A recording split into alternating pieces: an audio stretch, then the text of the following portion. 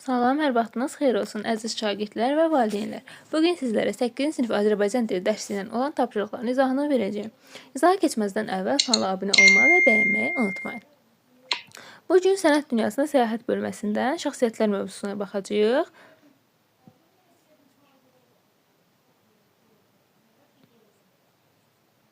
Gəlin indi mətnə nəzər salaq. Balaca bir mətnimiz var. Artıq dərs ili sona çatmaq üzrə idi. Dostlar yay tətilini necə keçirəcəkləri, hansı işləri görəcəkləri barədə düşünürdülər. Mən Azərbaycanın müəyyən bölgələrini, Bakı ətrafı kəndləri səyahətə çıxmaq, yer adlarının mənşəyini öyrənmək istərdim. Birdən-birə necə oldu ki, bu fikrə düşdüm. Keçən həftə Füyuzat jurnalında səyyah Zeynalabdin Şirvani haqqında maraqlı bir yazı oxudum. Sən demə, əslən Şamaxılı olan Zeynalabdin Şirvani ömrünün 40 ilini səyahətdə keçirmiş, Avropa, Asiya və Afrikanın bir çox ölkələrini gəzmiş. Hind və Atlantik okeanından keçərək 3000 adadan ibarət olan İndoneziyaya gəlib çıxmışdır.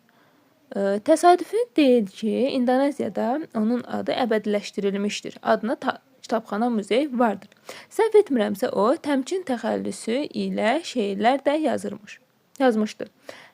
O bu təxəllüsü səfər zamanı tanış olduğu bir dərvişin onu təmkinlisən adlandırmasından sonra götürüb. Məncə onun ən böyük əsəri Kəfkül Maarif adlanır. Şirvani bu əsəri 28 il səyahətdə olduqdan sonra yazmışdır. Abbasqulu Ağa Bakıxanov onun Riyazüs Səyahə əsərini Faydalar xəzinəsi adlandırmışdır. Kitabın ən maraqlı cəhətlərindən biri onun yer şürəsindən bəhs etməsi, dünya ölkələrinin 7 iqlim üzrə bölünməsi sxeminin verilməsidir. Bəs sən yay tətilində nə edəcəksən? Mən vaxtımı daha çox ədəbiyyat və incəsənətimizlə söz ustadlığımızla bağlı maraqlı faktlar toplamağa sərf edəcəyəm. Axı mən gələcəkdə ədəbiyyatşünas olmaq istəyirəm. Bilirsən dostum, nə ilə məşğul oluruksa olaq, çalışmalıyıq ki, torpağımızda topladığımız materiallar, faktlar xalqımızın zəngin tarixinin, ədəbiyyatının, incəsənətinin bariz nümunəsi olsun. Gördüyümüz işlər vətənə xeyir versin. Sədi Şirazi demişdir ki, dünyada qızıldan saray qoyub getməkdənsə yaxşı ad qoyub getmək daha vacibdir. Elə isə hər ikimizə uğurlar. Hələlik dərs ilini yüksək nəticələrlə başa vurmalıyıq. Bunun üçün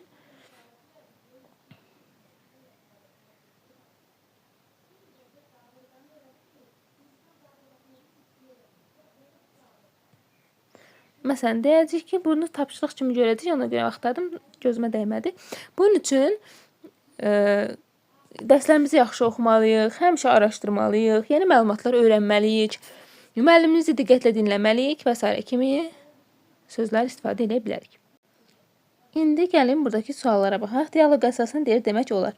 İstedadlı insanlar hər dövrdə olmuşdur. Bəli, bunu deyə bilərik. Şirvani ilə Bakıxanovla dost olmuşdur. Gəlin görək, bunu dialoqda biz gördük. Xeyr, onların dost olmağını görmürük. Sadəcə onun kitabından ilhamları da belə deyək. Bakıxanov Şirvaninin bütün əsərlərini yüksək qiymətləndirmişdir.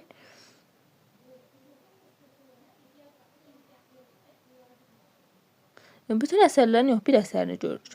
Dostlar görkəmli şəxslərin həyat yolundan nümunə götürərək görəcək işlərini planlaşdırırlar.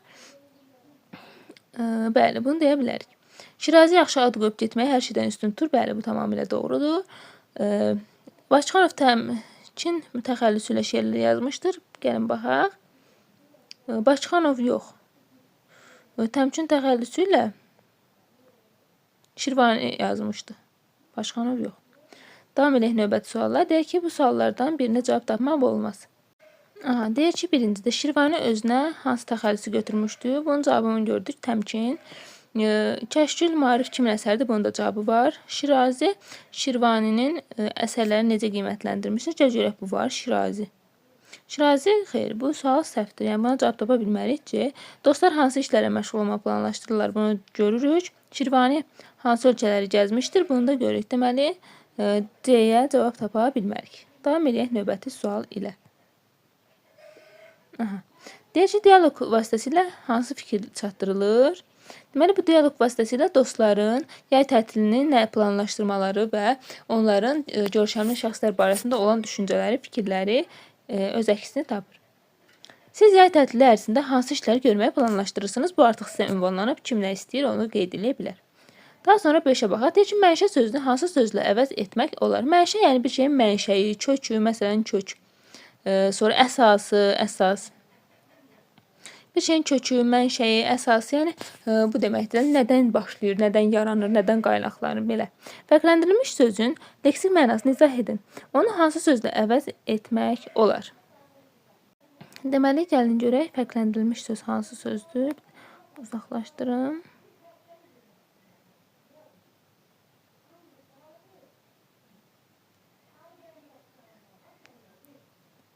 Deməli, burada fərqləndirilmiş bir söz görürük ki, bu da bariz sözüdür. Bariz sözün də mənası, yəni ərəb mənşəli söz olub, aşkar, aydın, gözə çarpan, qabarıq və görünən mənasını bildirir. Yəni, bariz nümunəsi gözə çarpan, üstün, gözəl də bu mənada açıq-aşkar mənasını bildirir.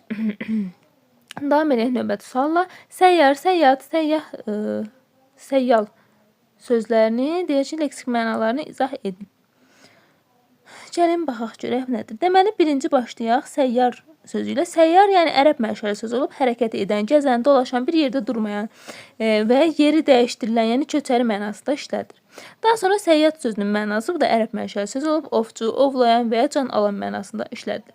Daha sonra səyyal sözü isə, səyyal sözü axıcı, axan, sərbəst və ya rəvan sözləri, yəni kimi ifadə olunur.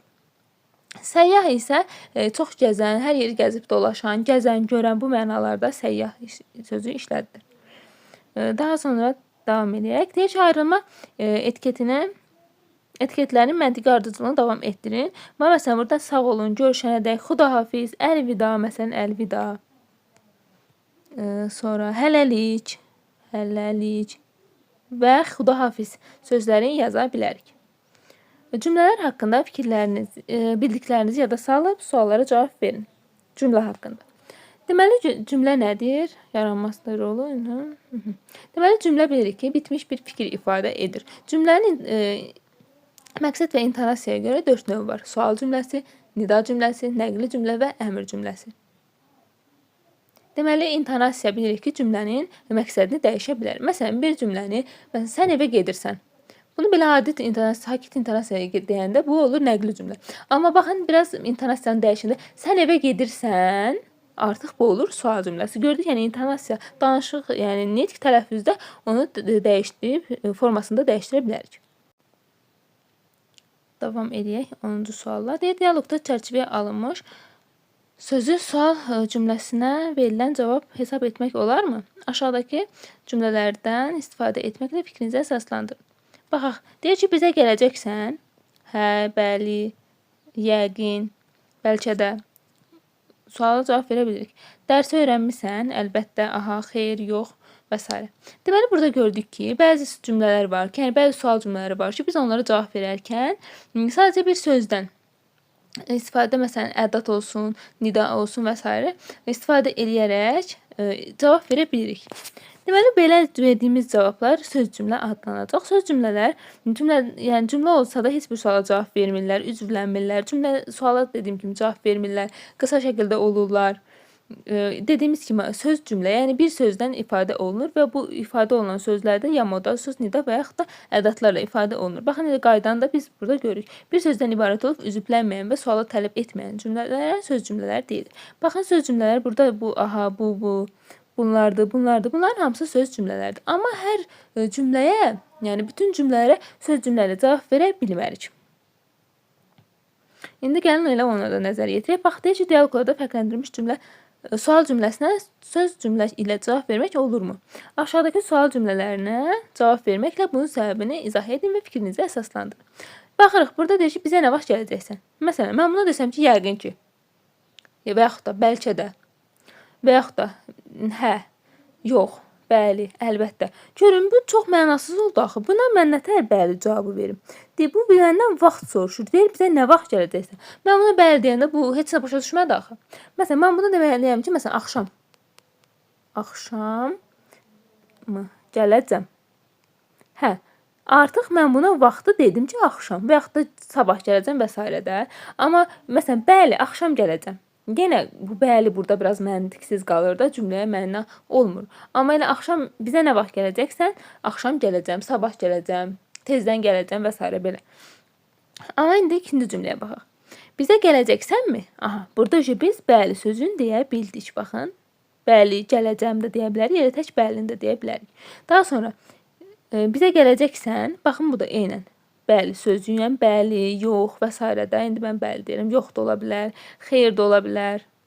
Sözlərindən istifadə edə bilərik. Deməli burada gördük ki, bəzi cümlələrə, yəni bu iki cümləyə söz cümlə ilə cavab verə bildik, amma birinci cümləyə söz cümlə ilə cavab verə bilmədik. Çünki onun mütləq bir mənası olmalıdır da cümlənin. Yəni bir mənalı cavab verilməlidir. Davam eləyək növbəti sual ilə. Dialoqda altına xətt çəkilmiş cümlələrin məqsəd və intonasiyaya görə növünü müəyyənləşdirin və aşağıdakı fikirləri tamamlayın. Nəqli cümlə nəqli cümlədə adi intonasiya ilə deyilir, adi, yəni normal, adi tonla deyilir və sonunda da nöqtə işarəsi qoyulur, nöqtə. Sonra sual cümləsi müəyyən bir cavab almaq üçün, müəyyən bir məlumatı dəqiqləşdirmək üçün, məlumat almaq üçün istifadə olunur. Sual cümləsinin sonunda sual işarəsi qoyulur. Əmr cümləsi əmr, xahiş, nəsihət bildirən cümlələrdir. Əmr cümlələrinin də sonunda nöqtə işarəsi qoyulur. Nida cümlələri nida bildirir, yəni yüksək hiss həyəcanla deyilən cümlələrdir. Bu cümlələrin də sonunda nida işarəsi qoyulur və bu cümlələrin tərkibində həm yüksək hiss həyəcan, həm də nidalardan istifadə oluna bilər. Belə. İndi görək əmr cümləsi nədir? Əmr cümləsinin xəbəri bir qayda olaraq feilin əmr şəklində olur. Əmr ədatları da əmr cümləsinin qurulmasında iştirak edir. Nida cümlələri yüksək hiss həyəcan ilə ifadə edilir.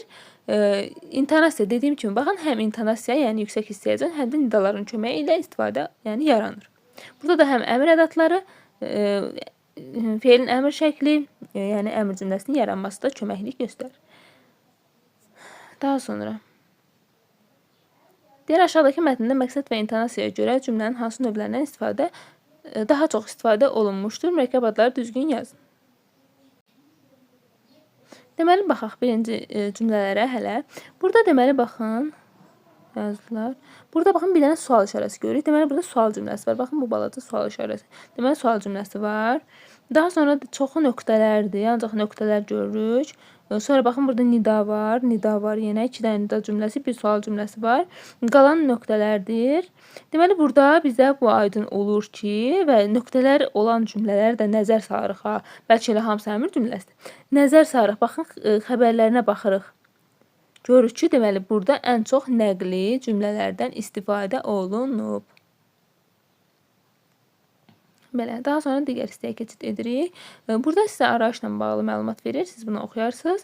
Mən davam edirəm 14-cü sual ilə. Aşağıdakı cümlələrdən məqsəd və intonasiyaya görə növünü müəyyən edin. Durğu işarələrinin işləməsinə fikir verin. Yaşasın gələcək. Böyük gələcək. Deməli, burada nida cümləsidir. Nidalarda görürük. Nə xəbər var? Məşədir. Burada sual cümləsidir. Aparır. Burada nəqli cümlədir. Bura, baxın, qoy əmr ədatı işlənib. Deməli, bu əmr cümləsidir. Hərçəndə sənətin çox rütbəsi var. Həyata faydalı bir elmi axtar. Burada da deməli biz əmr cümləsi görürük. Daha sonra burada nida var. Nida cümləsi görürük. Burada da yəni nida işlənib, belə yüksək hiss həyəcan və nida cümləsi görürük. Daha sonra digəri ilə davam edək. Burada bir də deyir ki, dialoqdakı hadisə 3-cü şəxsin dilindən yazın. Dialoq bu mətni deyir yəqin ki, mətni, məsələn, bunu 3-cü şəxsin dilindən danışdıq. Məsələn, deyər ki, 2 sinif yoldaşı yay tətili haqqında planlaşdırırdı. Onların biri belə deyirdi. Məsələn, bu oğlan dedilər, qızın dedilər və s. belə danışacaqsınız. Davam eləyək indi. Burada bir də Azərbaycan milli qəhrəmanı mürəkkəb adında hər üç söz böyük hərflə yazılır. Bizə bu fikir də burada çatdırılır. Belə, izahımızın sonuna gəldik. Sonda əlaqə nömrəmizi xatırladım. 055 280 59 24 nömrəsinə əlaqə saxlayaraq ödənişli və ödənişsiz qruplarımız haqqında məlumat ala bilərsiniz. Qruplarımızdan faydalana bilərsiniz. Sağ olun, növbəti izahlarda görüşənədək.